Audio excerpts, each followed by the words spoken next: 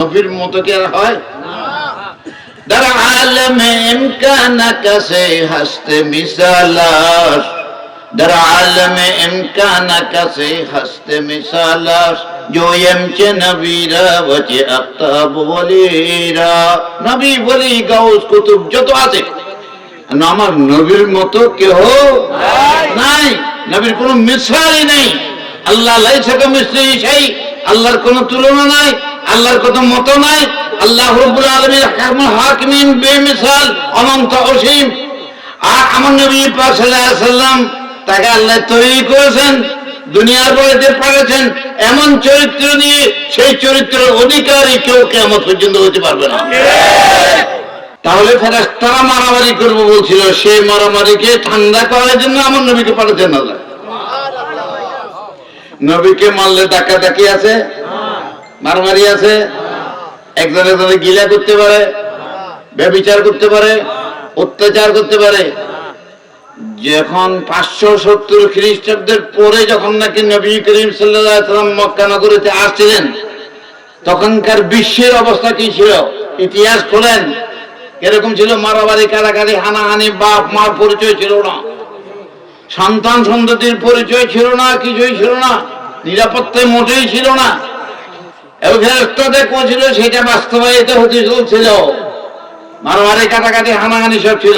নবী পাক সাল্লাল্লাহু তাআলা ওয়াসাল্লাম আসার পরে কি হয়েছিল অবস্থা? বাঘে আর মোষে একসঙ্গে পানি খেতে সুন্দর করে সবাই চলছে, কোন রকমের অশান্তি ছিল কিনা? হ্যাঁ, মার পজিশন মেয়ে পেয়েছে, বাপের পজিশন বাপে পেয়েছে, শ্রমিকের পজিশন শ্রমিকে পেয়েছে, প্রত্যেকে নিজের নিজের অধিকার পেয়ে গেছে, ঠিক না বেশি? কিন্তু আমার নবী পাক সাল্লাল্লাহু আলাইহি সাল্লাম কি এখনো আছে? তার ইসলাম কি আছে না নাই? ইসলাম আছে। নবীর নীতি কি আছে না নাই? কোরআন আছে কি নাই?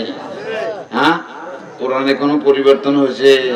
হ্যাঁ, জমি বদলি জমা বদলা না বদলা মুজিজা উনকা कि जिसको लोग दुनिया में कलामुल्लाह कहते हैं। अल्लाहुम्मा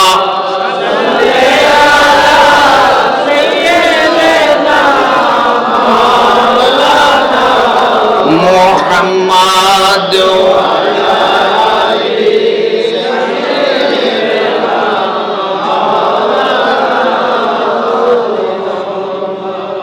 কোরআন পরিবর্তন হয় নাই, বহু চেষ্টা যুগ যুগ করেছে, এখনো চলছে, সামনে চলবে, কিন্তু কোরআন পরিবর্তন হবে না। ছোট্ট একটা বাচ্চার সিনাতেও কোরআন আছে, ছাপাখানা সব বন্ধ হয়ে গেল, এই কোরআন আওয়াজ বাইরে হবে ছোট বাচ্চার থেকে।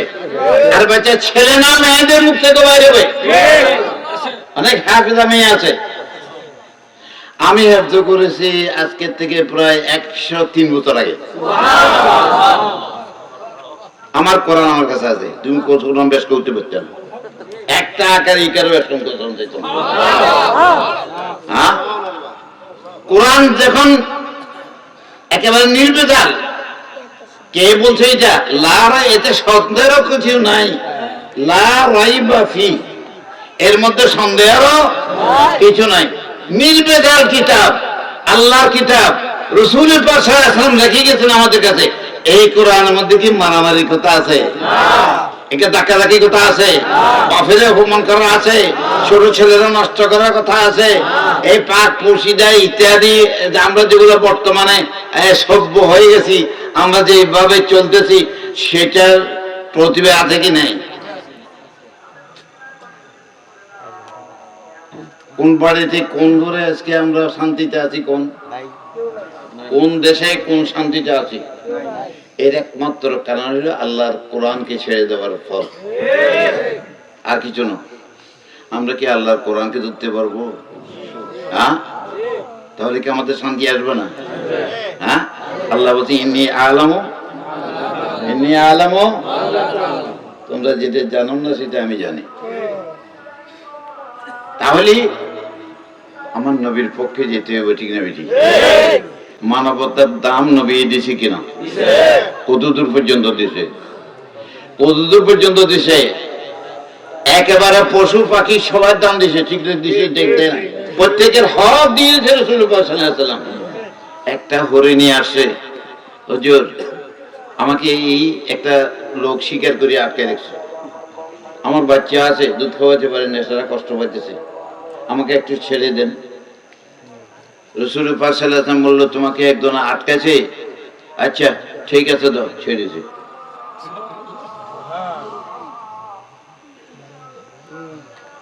এখন কি মনে হয়? অমুসলমান সেটাকে আটকাছে, রাসূলুল্লাহ সাল্লাল্লাহু আলাইহি ওয়াসাল্লাম ছেড়ে দিয়েছেন। জঙ্গলে তাই বাচ্চারা খাওয়াই ধরে নিটিয়া বাচ্চা সহ আসে, বাচ্চা সহ আসি উপচেছে। ওই বেদিনে দেখি কয়, আরে এটা সত্যিকারের নবী, ইসলাম গ্রহণ করেছে, দেখলাম ঠিক। আর আমরা নবীর উম্মত হয়ে ইসলামের বেইজ্জত করতেছি। এক হুজুরে মাহফিল করবো, আর এক হুজুরে কয়টা যাই না, বন্ধ করা যায়। কেন বন্ধ করা যায়? আমি আজ পর্যন্ত কারো কোন মাহফিল বন্ধ করতে বলছি প্রমাণ করাতে পারেন? কোন আলেমের মানহানি করেছে দেখাতে পারবেন? কেউ দেখাতে পারবেন না। কারো মানহানি করে নেই।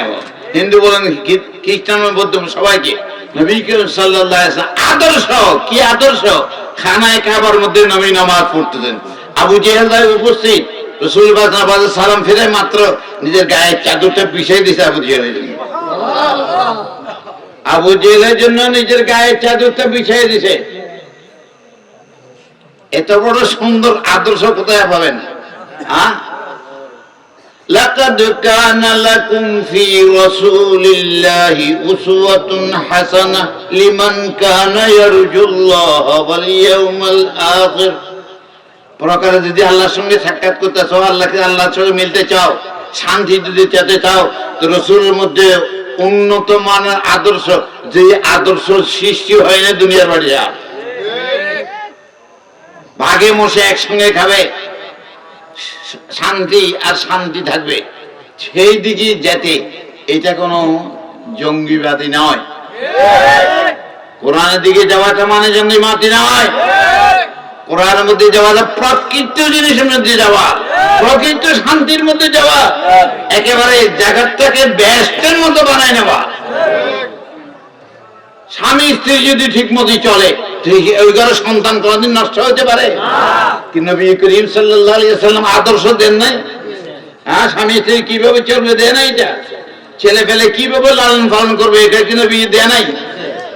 কাজে রাসূল পাক সাল্লাল্লাহু আলাইহি ওয়াসাল্লামের পক্ষে যদি আমরা যাই, আমাদের শান্তি। যার নাম হলো রাহমাতুল লিল আলামিন, যার নাম রাহমাতুল লিল আলামিন। তার লাইফের মধ্যে কোন জায়গায় একটু দেখান যে মানবতা বিরোধী, তার লাইফের মধ্যে দেখান যে রাসূল পাক এমন একটা আদেশ দিয়েছে যেটা নাকি মানবতা বিরোধী হয়। বিচার হবে, ঠিক না বেটি? খারাপ ভালো থাকবে, খারাপের বিচার, আর ভালোর জন্য শান্তি। এটা কোরআন এবং হাদিসে বলে দিয়েছে। এটার নাম জঙ্গিবাদী নয়, এটার নাম হলো যে কি? শান্তিবাদী। সবাই শান্তির জন্য বসবাস করতে পারে, ঠিক ঠিক না বেটি? আপনারা কি ইনসানিয়ত বিপ্লব চান? আমরা কি সত্যিকারের মানবতা চাই? তাহলে এটার মধ্যে থাকিয়েন, আল্লাহ আপনাদের কবুল করুন। সুন্নি আন্দোলন, আমি কোরআন তাফসীর লিখে দিয়েছি, এখন কোরআনের তাফসীর লেখো। বুখারী শরীফ লিখে দিয়েছি, এবং তিরমিজি শরীফ প্রায় শেষ হয়ে গেছে, প্রথম খণ্ড ছাপাইতে, আর বাকিটা ছাপানোর কাজ চলতেছে। ইনশাআল্লাহ আপনাদের সম্মুখে আসবে, আপনারা নিলে আপনারা ধনী হবেন। আমি হযরত উলামায়ে কেরাম সবাইকে বলছি, আসুন আমরা সবাই এক প্ল্যাটফর্মে আসি, লা ইলাহা ইল্লাল্লাহ মুহাম্মদ, এর মধ্যে আমরা সবাই এক হয়ে যাই।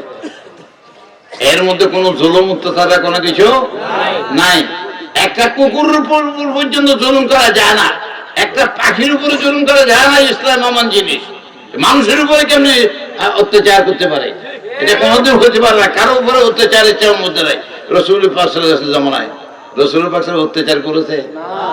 আপনারা জানেন, নাজরান থেকে কতগুলা খ্রিস্টান ফাদরি আসছিল, বড় বড় ফাদরি।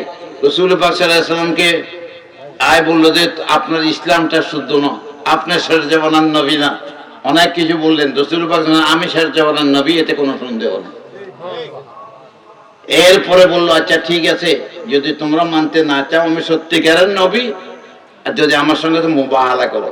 মুবাহালা মানে তোমাদের দল আসবে, আমাদের দল আসবে, বাচ্চা কাচ্চা নিয়ে যাবো, যাই খোলা ময়দানের মধ্যে আল্লাহর দরবারে হাত তুলে করবো, আল্লাহ যে দল বাতিল, যে দল মিথ্যা কথা বলছে তারা ধ্বংস হয়ে যাবে। এটাকে বলা হয় মুবাহালা, কোরআন পাক।